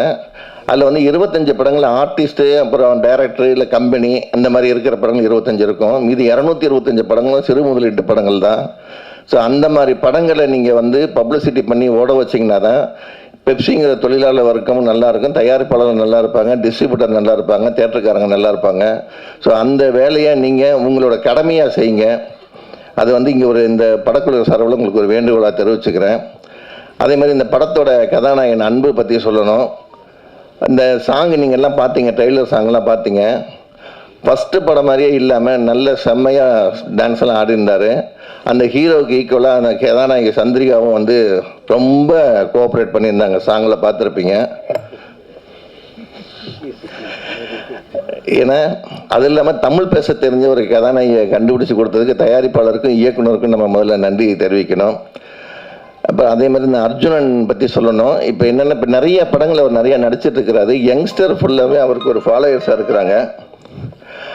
அவருக்கு வந்து முதல்ல நம்ம அந்த அர்ஜுனனுக்கு ஒரு கைத்தட்டி பாராட்ட தெரிவிச்சுக்கலாம். நீங்கள் அந்த படங்கள் பார்த்தீங்கன்னா அந்த எல்லா படத்துலையுமே அவரோட கேரக்டர் ஒரு தனித்துவமாக தெரியும் பர்ஃபார்மன்ஸில். அது அவராக வளர்த்துக்கிறாரா இல்லை அவர் அறியாமே அதுக்கு வருதா என்னன்னு தெரியல. அந்த மாதிரி ஒரு நடிகர் அவர். ஸோ இந்த படம் வந்து சிறப்பாக ஓடுறதுக்கு உங்ககிட்ட தான் ஒரு கையில் கண்ட்ரோல் வச்சுருக்கீங்க. நல்லா கொண்டு போங்க இந்த படங்களை. அதே மாதிரி இந்த படத்தில் வந்து பிஆர்ஓ பணியாற்றிய வெங்கட் அவர்களுக்கு கலைப்புலி ஜி சேகரன் அவர்கள் சால்வை அணிக்குமாறு கேட்டுக்கொள்கிறேன். ஷீல்டு வந்து ஜாக்வா தங்கம் கொடுப்பாரு. ஞாபகப்படுத்தினதுக்கு நன்றி.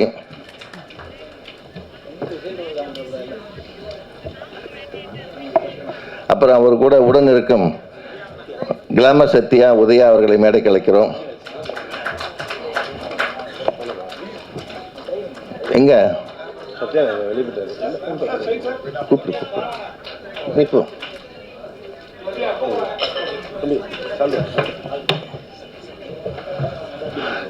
ஏன்னா ஒரு படத்துக்கு இப்பெல்லாம் 3 பிஆர்ஓ 4 பிஆர்ஓ தேவைப்படுது.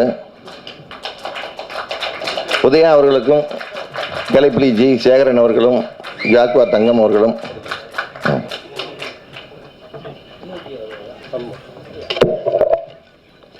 சத்யா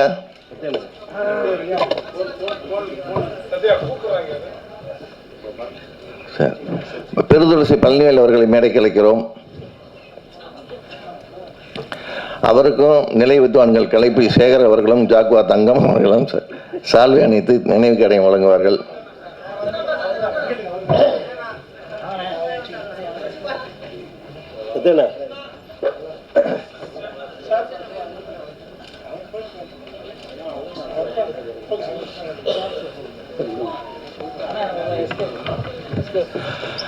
ஸோ இந்த படங்களில் நல்லா போட வைக்கிறது உங்ககிட்ட தான் இருக்குது. யமன் கட்டளை அப்படிங்கிறது வந்து இப்போ ஏற்கனவே ஒருத்தர் பேசினார். ஆண்டவன் கட்டளை இட்டதுனால தான் யமன் கட்டளை சக்ஸஸ் ஆகுனாரு. அதே மாதிரி இந்த படம் வந்து சக்ஸஸ் பண்ணுறது உங்ககிட்ட இருக்குது. இந்த வாய்ப்புக்கு உதவிய பிஆர்ஓ அவர்களுக்கும் தயாரிப்பாளர்களுக்கும் இயக்குநர்களுக்கும் நன்றி கூறி விடைபெறுகிறேன். நன்றி, வணக்கம். நன்றி சார்.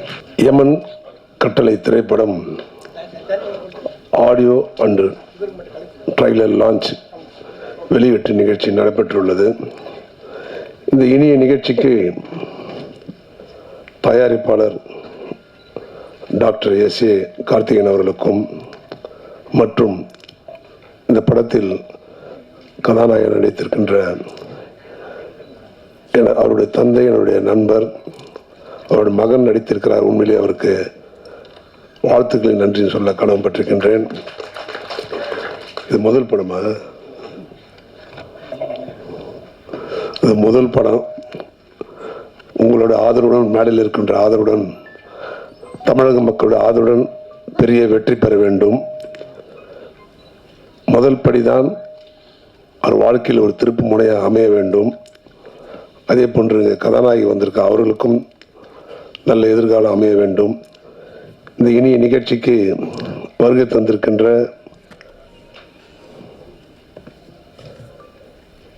சகோதரர்,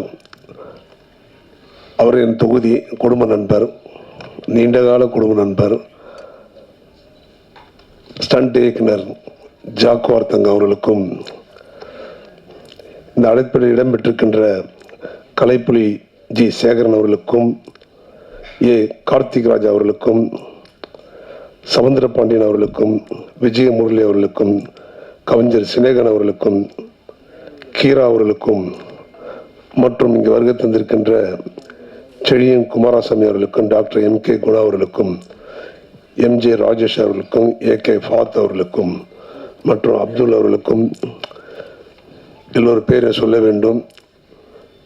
யார் பேரை விட்டிருந்தால் என்னை மன்னித்துக் கொள்ளவும்.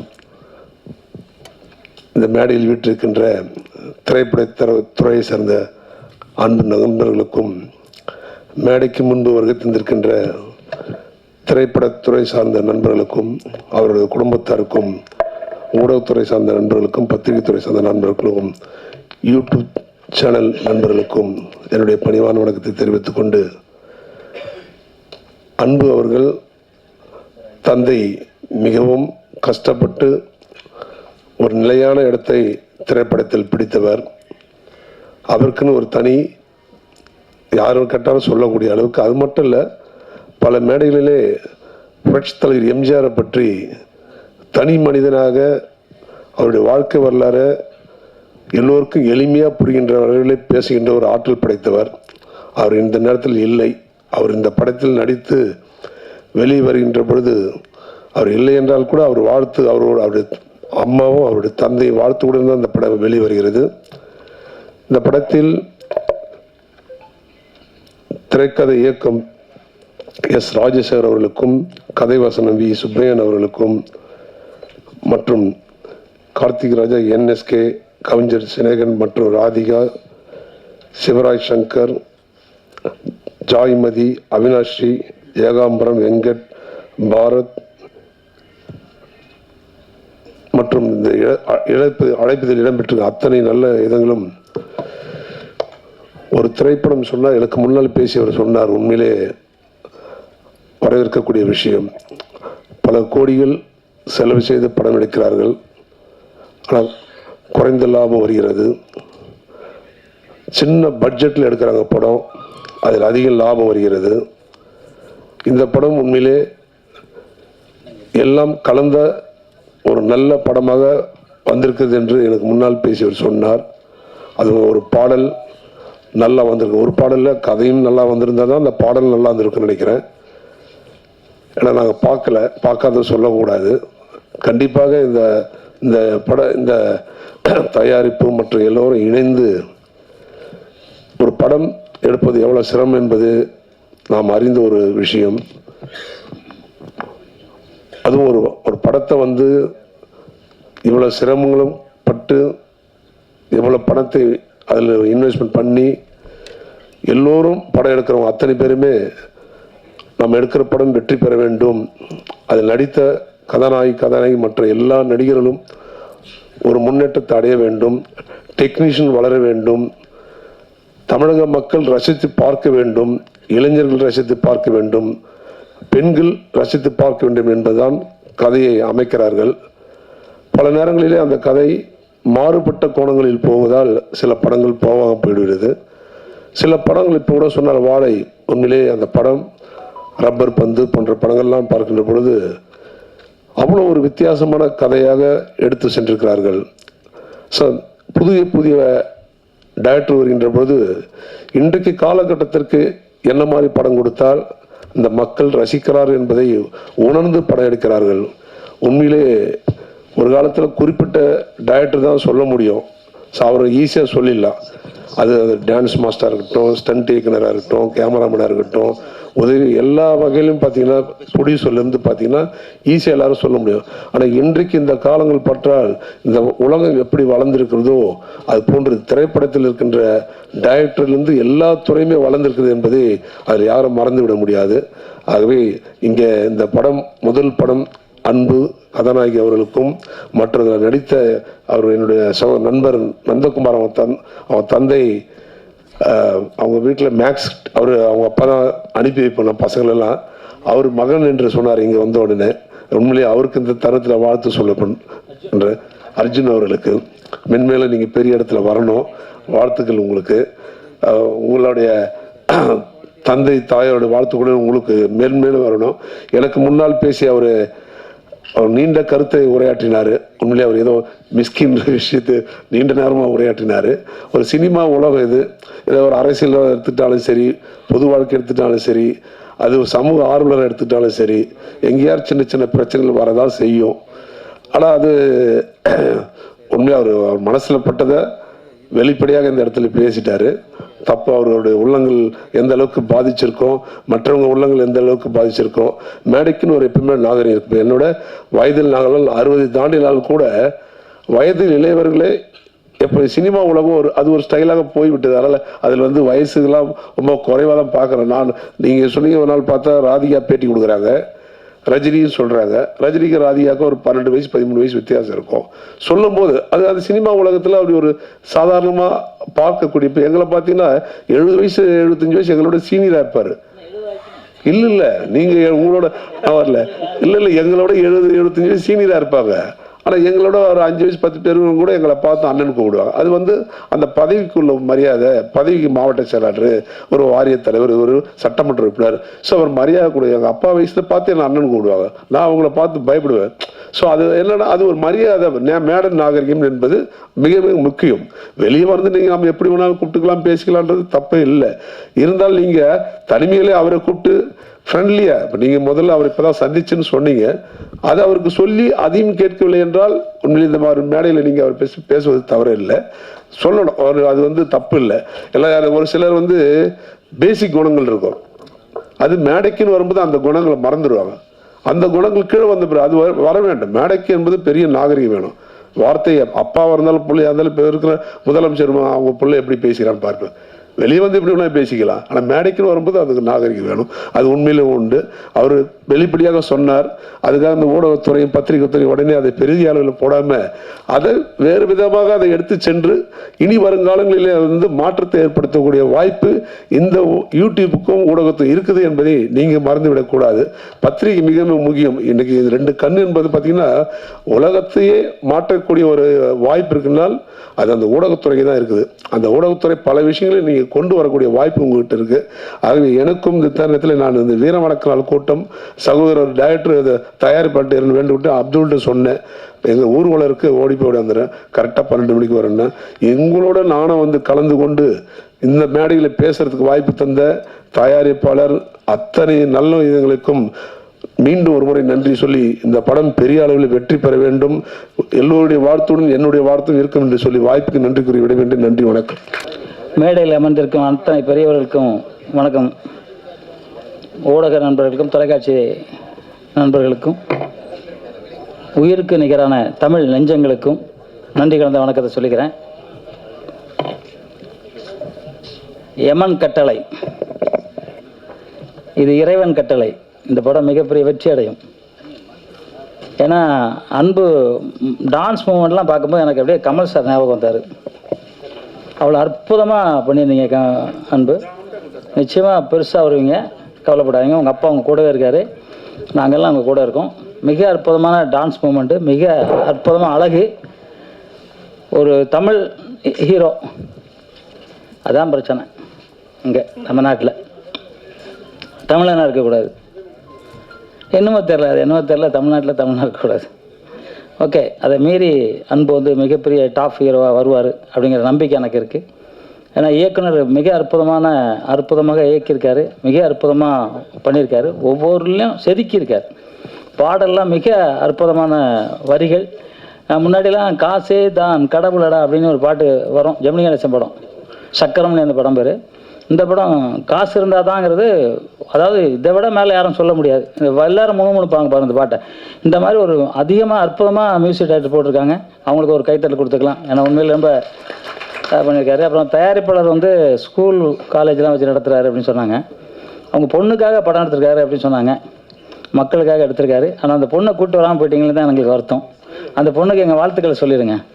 ஸ்கூல் இருந்தாலும் ஒரு நாள் லீவ் போடலாம் சார், நாங்கள் ஸ்கூலுக்கு படிக்கவே இல்லையே, இல்லை ஒரு நாள் லீவ் போடலாமா இருக்காங்க. அப்புறம் வந்து அந்த கலைப்புலி சேகரனை உண்மையிலே வந்து எந்த இதாக இருந்தாலும் அவருக்கு நிறைய வேலை இருக்குது தான். அப்போ வந்து சொல்லிட்டு இருக்காரு, வேலை இருக்குது வேறு மீட்டிங், அவர் தலைவராக இருக்காரு மீட்டிங்கு, அதையும் மீறி உட்காந்துருக்கேன். அண்ணன் சீக்கிரம் முடிச்சுக்கிறேண்ணே, அண்ணன் வந்து நல்லா இருக்கணும், நீங்கள் உடற்பயிற்சி பண்ணுங்கள். அப்புறம் குணா சார், அவர் என் நண்பர், இயக்குநர்களை ரொம்ப எல்லாரும் பேசுனீங்க, ரொம்ப மகிழ்ச்சி. அப்புறம் ஹீரோயினும் ரொம்ப அற்புதமாக பண்ணியிருக்காங்க, ஏதோ பார்த்த முகமாக இருக்குது. பழைய ஒன்று ஆர்டிஸ்ட்டு, நல்லா ஃபேமஸ் ஆர்டிஸ்ட்டை பார்த்த மாதிரி இருக்குது உங்களை பார்க்கும்போது. அந்த மாதிரி நீங்கள் வரணும், ஏன்னா நீங்கள் ரொம்ப வாழ்த்தனம் பண்ணுவீங்கன்னு சொன்னார் அவர். ரொம்ப வாழ் பண்ணுவீங்களாமே சொன்னாங்க. அப்புறம் கார்த்திக் ராஜா கேமராமேன் சார், நாங்கள் நிறைய படம் ஒர்க் பண்ணியிருக்கோம். எங்களுக்கெல்லாம் ஒரு ரொம்ப நல்ல மனிதர் அவர். சந்தோஷண்ணே, நீங்கள் வந்ததுக்கே மகிழ்ச்சி. வெக்கப்படுவார் ரொம்ப, ஆனால் மேலே வாங்கினேன், ரொம்ப வெக்கப்படுறாரு.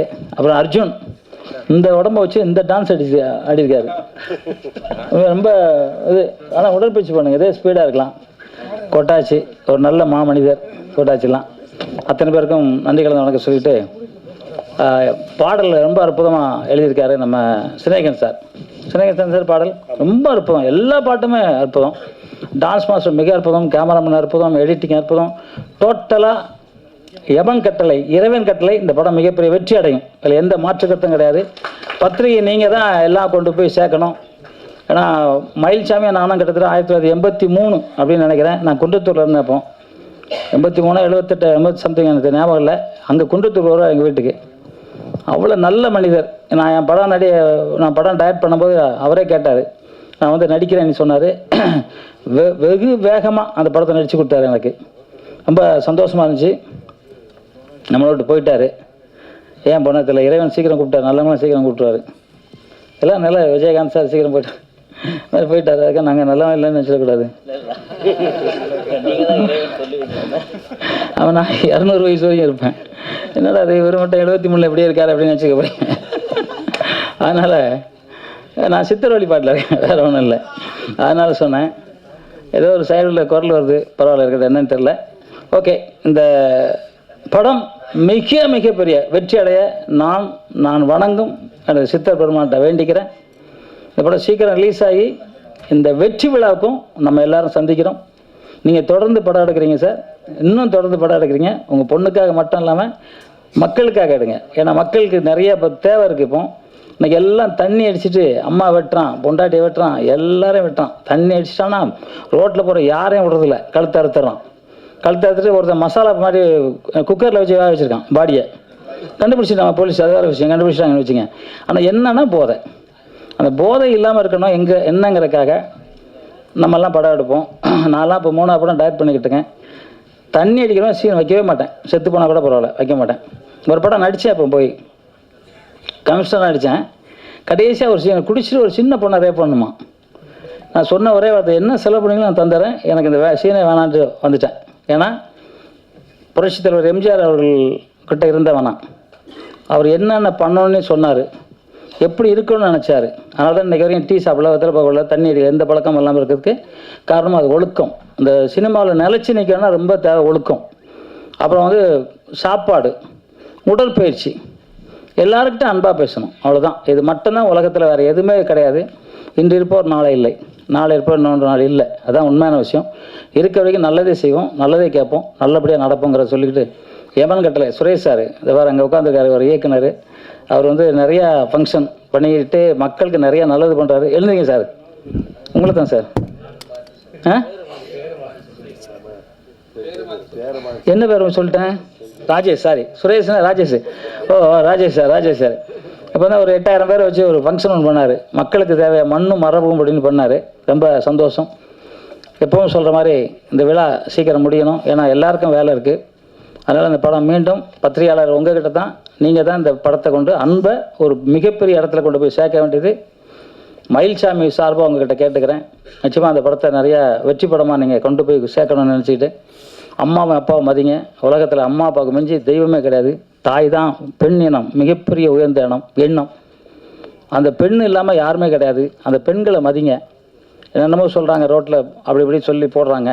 அதெல்லாம் குழந்தைங்களுக்கு நம்மளே சொல்லி வளர்ப்போம். பெண் வந்து தாய்க்கு சமானம் அப்படிங்கிறத நம்மளே சொல்லி வளர்ப்போம். தந்தை வானம், பூமாதேவி தாயினா தந்தை வானம். வானம் இல்லாமல் பூமி இல்லை, பூமி இல்லாமல் வானம் இல்லை. இந்த 2 பேர் இருந்தால் தான் உலகம் நல்லாயிருக்கும். அந்த 2 பேரையும் மதிக்கணும். அதுக்கப்புறம் குரு. எல்லாத்துக்கு மேலே இந்தியனா பிறக்கிறதுக்கு ரொம்ப கொடுப்பினை வேணும். நம்ம எல்லா நாட்டையும் பார்க்குறோம், எல்லா நாட்டுக்கு போகிறோம். இந்தியன் மாதிரி ஒரு சிறப்பான வாழ்க்கை யாருக்கும் இருக்காது. சில பேர் அப்படி இப்படி இருக்கலாம். அதே தமிழன், இன்னைக்கு இத்தனை சித்தர்கள் வந்து நம்ம தமிழில் வந்து மருத்துவமாக இருக்கட்டும், மொழிகளாக இருக்கட்டும். இன்னைக்கு இப்போ நம்ம தமிழக முதலமைச்சர் சொன்னார், 5600 வருஷத்துக்கு முன்னாடி இரும்பெல்லாம் கண்டுபிடிச்சாங்கன்னு. அதுக்கு முன்னாடியே பறக்கிற குதிரை கண்டுபிடிச்சாங்க. கூடு விட்டு கூடு பாயிருது. சித்தர்கள் காட்டில் சிங்கத்தை புலியெல்லாம் அப்படியே நிற்க வைக்கிறது, கடிக்காது, அப்படி நோக்கு வருமோ. இந்த மாதிரி பல கலைகள் கண்டுபிடிச்ச நம்ம தமிழ் சித்தர்கள் அந்த நாட்டில் பிறந்திருக்கிறது ரொம்ப புண்ணியம், ரொம்ப சந்தோஷம். அந்த தமிழ் வாழ்க, தமிழ் வெல்க, தமிழன் வென்றே தீர்வான். நன்றி, ஜெய்ஹிந்த். விநியோக சங்கத்தின் செயலாளர் சேகர் சார். இல்லை நான் விநியோக சங்க செயலாளர் தான்.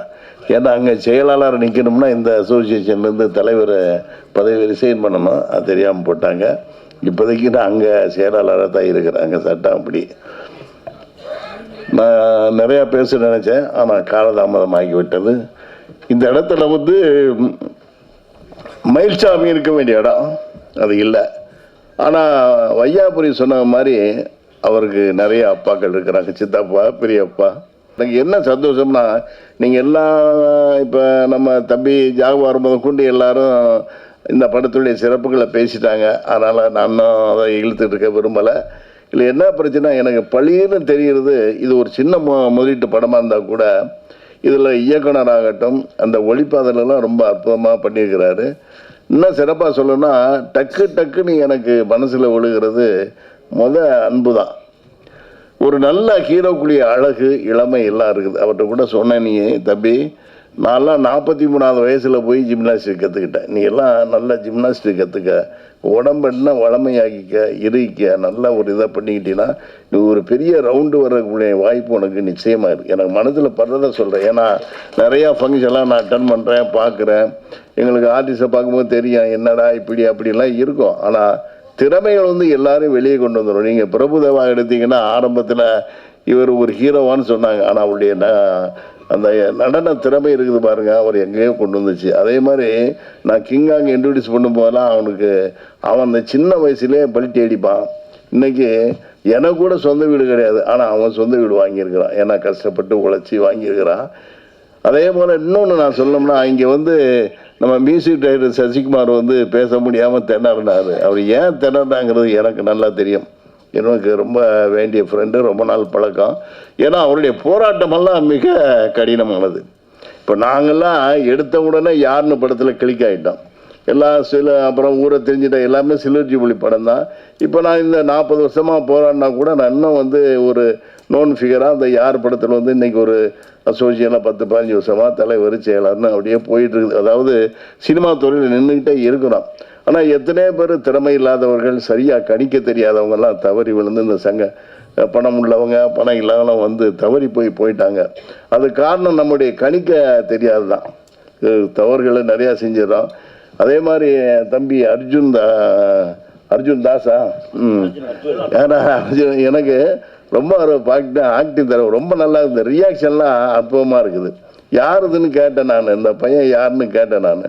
ஏன்னா அப்போ தான் சொன்னாங்க இல்லை புதுசு இப்போ நிறையா படத்தில் நடிக்கிறாரு அப்படின்னு. ஏன்னா ரொம்ப அவருக்கும் ஒரு வளமையான காலம் இருக்குது. ஏன்னா சினிமாவில் திறமை இருந்தால் போதும், அழகு ரெண்டாவது தான். ஆனால் ஹீரோங்கிறதுலாம் ரொம்ப அழகும் வேணும். எப்படி நம்ம அழகான ஒரு ஹீரோயினி இளைஞர்கள் மற்றவங்களாம் நேசிக்கிறாங்களோ அதே மாதிரி பெண்களும் ஒரு அழகான இளைஞனை நேசிக்க தான் செய்வாங்க. அது தவறு இல்லை. ஏன்னா அது மாதிரி நீயும் உன்னை நல்லா வளப்படுத்திக்கிட்டா கண்டிப்பாக உனக்கு பெரிய இடம் இருக்குது. என்ன பார்க்கும்போது தோணுது எனக்கு மனசுக்குள்ளே என்ன ஒரு சின்ன இது இருக்குது. இதெல்லாம் தாண்டி நம்ம தயாரிப்பாளர் உங்களுக்கு தோள் கொடுத்து தூக்கி நிப்பாட்டி இருக்கிறாரு. கடைசியாக உங்களுக்கு நான் சொல்ல விரும்புகிறது, நீங்கள் என்னதான் படம் எடுத்தாலும் எவ்வளோ தான் கஷ்டப்பட்டாலும் அந்த ரிலீஸுங்கிறது ஒரு பெரிய ஒரு சிக்கலான ஒன்று. அந்த ரிலீஸுங்கிறது இப்போ நான் டிஸ்ட்ரிபியூட்டர் சங்க செயலாளராக இருக்கனால எனக்கு நேற்று ரிலீஸ் ஆன படங்கள்லாம் என்ன ரெவன்யூ பண்ணியிருக்கு, எந்த ஊரில் என்ன பண்ணியிருக்குன்னு நல்லா தெரியும் எனக்கு. இப்போ ஒரு குடும்பஸ்தன் வந்தது நல்லா இருக்குன்னு சொல்கிறாங்க, அதுக்கு நிறையா மீடியாஸில் சப்போர்ட் இருந்தது. அப்போ கூட ஓப்பனிங் கம்மியாக தான் இருக்குது. சில மல்டிப்ளெக்ஸில் ஒரு 5 தியேட்டர் சிட்டியில் நல்ல மல்டிப்ளெக்ஸ், அதில் எந்த படம் போட்டாலும் கொஞ்சம் நல்லா போகும், அதில் நல்லா போகுது. மற்ற ஊர்களெல்லாம் ஓப்பனிங் கம்மியாக இருந்தது. இன்றைக்கி சாட்டர்டே, இன்றைக்கி அது எப்படி இருக்குன்னு தெரியணும். இதுக்கு அடுத்து மண்டே தான் அதோடைய ஃபேட் விதி இருக்குது. மற்ற படங்கள்லாம் சொல்கிற அளவுக்கு இல்லை. இன்னும் அதோடைய ரெவன்யூ என்னங்கிறது மண்டே தான் நமக்கு நல்லா தெரியும். அதனால் எல்லா தியேட்டர்களும் கண்ட தியேட்டரில் போட்டு பிரயோஜனம் இல்லை. நீங்கள் கூட பார்த்து எவ்வளவு கம்மியாக தியேட்டர் போகிறீங்களோ அவ்வளோ நல்லது. ஒரு ஷோ போட்டால் கூட போதும். நல்ல தியேட்டரில் உங்களுக்கு ஒரு ஷோ கிடைச்சா கூட போதும். அந்த ஜனங்க பார்த்து நல்லா இருக்குதுன்னா அவங்க தியேட்டருக்காரங்களே உங்களை மேற்கொண்டு போட்டுக்கிடுவாங்க. இந்த மலையாள படம் அஜ்மல் பாய்ஸா அதெல்லாம் வந்தது பாருங்கள், அதெல்லாம் ஒரு ஷோ தான் போட்டாங்க. ஆனால் 2வது ஷோ அதுக்கு மீடியா சப்போர்ட்டு நல்லா இருந்ததுனால அந்த படமும் நல்லா இருந்துச்சு. அவங்களும் மீடியாவில் நல்லா எழுதுனால கடை பெரிய ரெவன்யூ பண்ணிடுச்சு. ஒரு மலையாள படத்துக்கு அந்த அங்கே உள்ள ரிலீஸ் ஈக்குவலாக இங்கே பண்ணிடுச்சு. அதனால் நல்ல படங்கள் ஓடிடுங்க. நம்ம மற்றவங்களுக்கு குறை சொல்லி பிரயோஜனம் இல்லை. சின்ன படம் கிடைக்கல, பெரிய படம் கிடைக்கலன்னா இப்போ சொல்லப்போனால் நான் பேர் சொல்ல விரும்பலை. நேற்று சிங்கிள் தியேட்டர்னு சொல்லுவாங்க.